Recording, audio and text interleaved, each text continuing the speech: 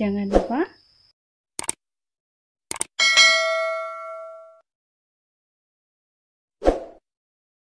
Assalamualaikum warahmatullahi wabarakatuh. Hai, apa kabar anak-anak kelas 3?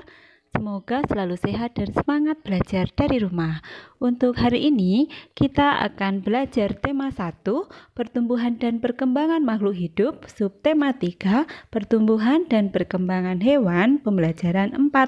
Sebelum pembelajaran dimulai, jangan lupa selalu diawali dengan berdoa dan siapkan dulu peralatan yang kalian butuhkan. Yuk, kita mulai pembelajaran. Pembelajaran 4. Ayo mengamati. Kamu sudah mempelajari pertumbuhan hewan. Kamu juga sudah mempelajari perkembangbiakan hewan. Hewan berkembang biak dengan cara yang berbeda-beda. Setiap tahapan perkembangbiakan hewan juga berbeda-beda. Amati gambar di bawah ini. Ada gambar telur ayam, anak ayam, dan induk ayam. Ada juga gambar kupu-kupu. Gambar di atas menunjukkan daur hidup kupu-kupu. Setelah beberapa hari, telur kupu-kupu menetas menjadi ulat. Ulat memakan daun-daunan sehingga tubuhnya menjadi besar. Ulat mencari tempat untuk berdiam diri dan membentuk kepompong. Setelah itu, tubuh ulat berubah menjadi kupu-kupu. Semua makhluk hidup memiliki daur hidup. Betapa sempurnanya ciptaan Tuhan. Ceritakan setiap tahapan daur hidup kupu-kupu menggunakan kalimatmu sendiri. Tahap pertama, telur. Saat bertelur, kupu-kupu meletakkan telurnya di atas daun. Tahap kedua, ulat. Saat menetas, telur kupu-kupu menetas menjadi ulat. Ulat hidup dan makan dari daun tempat kupu-kupu meletakkan telur. Tahap ketiga, kepompong. Ulat akan berubah menjadi kepompong. Pada tahap ini, kepompong tidak makan seperti pada tahap ulat. Tahap keempat, kupu-kupu.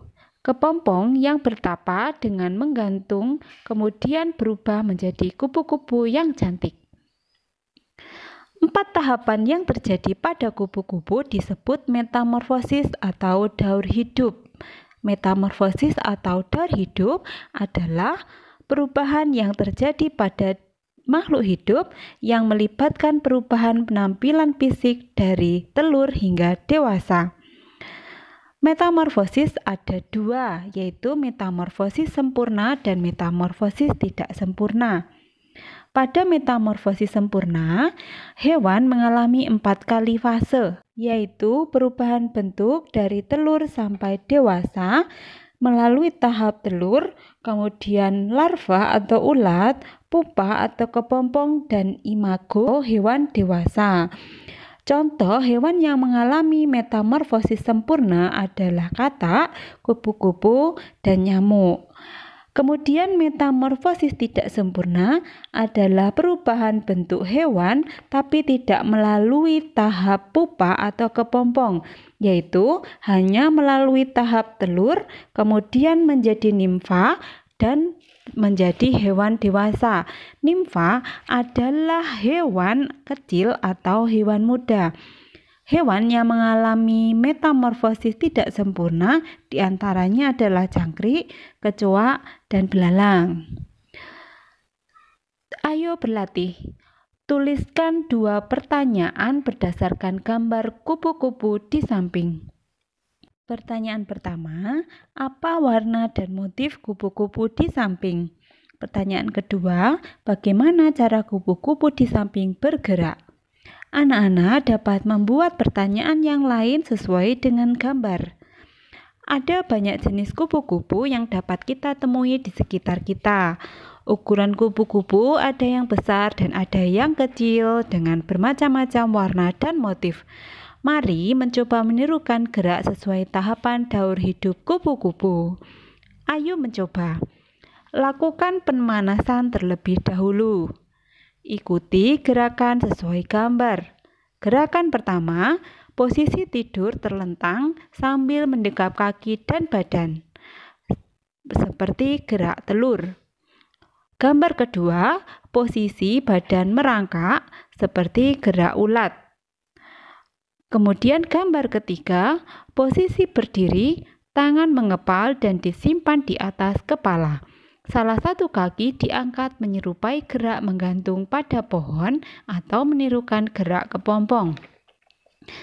Gambar keempat, posisi badan berdiri dan tangan terbuka, kemudian bergerak seperti gerak kupu-kupu, berlari sambil melompat-lompat. Jawablah pertanyaan berikut ini sesuai dengan pengalamanmu saat menirukan gerak daur hidup kupu-kupu. Pertanyaan pertama, manakah gerakan yang paling senang kamu tirukan? Kamu bisa menjawab gerakan mana saja yang kamu suka, misalnya gerak badan, merangkak, atau menirukan gerak ulat. Kemudian, pertanyaan kedua, manakah gerakan yang paling mudah kamu tirukan? Kamu bisa menjawab gerak mana saja yang kalian anggap paling mudah, misalnya saja gerak menyerupai gerak kepompong. Pertanyaan ketiga, manakah gerak yang paling sulit kamu tirukan? Kamu bisa menjawab gerak mana saja yang kalian anggap sulit, misalnya gerak menyerupai telur. Amati gerakan yang dilakukan temanmu. Tuliskan saran yang baik untuk perbaikan temanmu sebagai bentuk menghargai teman. Sebelum kalian memberikan saran, kalian harus tahu saran merupakan pendapat, usul, anjuran yang ingin disampaikan untuk dipertimbangkan agar orang lain menjadi lebih baik. Saran yang bisa kamu berikan misalnya saja, kamu sudah melakukan gerakan dengan baik. Akan lebih baik jika kamu melakukan dengan tenang dan tidak terburu-buru. Ayo berlatih. Cobalah sampaikan saran yang sudah kamu tulis. Bagaimana tanggapan temanmu? Apakah dia mau menerima saranmu? Apa yang harus dilakukan agar saranmu dapat diterima baik oleh temanmu? Tentunya, dalam menyampaikan saran, kita harus menyampaikannya dengan sopan. Pilihlah kalimat yang tidak menyinggung perasaan temanmu dan tentunya isi dari saran itu adalah agar temanmu menjadi lebih baik atau menyempurnakan hal yang kita beri saran. Ceritakan pengalamanmu saat memberi saran. Memberi saran dengan baik terhadap teman juga termasuk sikap menghargai teman. Kita harus memberikan saran yang baik jika melihat teman kita melakukan hal yang keliru. Ini kita lakukan sebagai tanda kita menyayangi teman. Menyayangi teman termasuk pengamalan sila kedua Pancasila.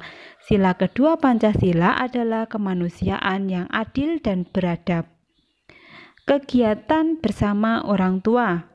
Orang tua menjelaskan cara memberi saran yang baik kepada orang lain.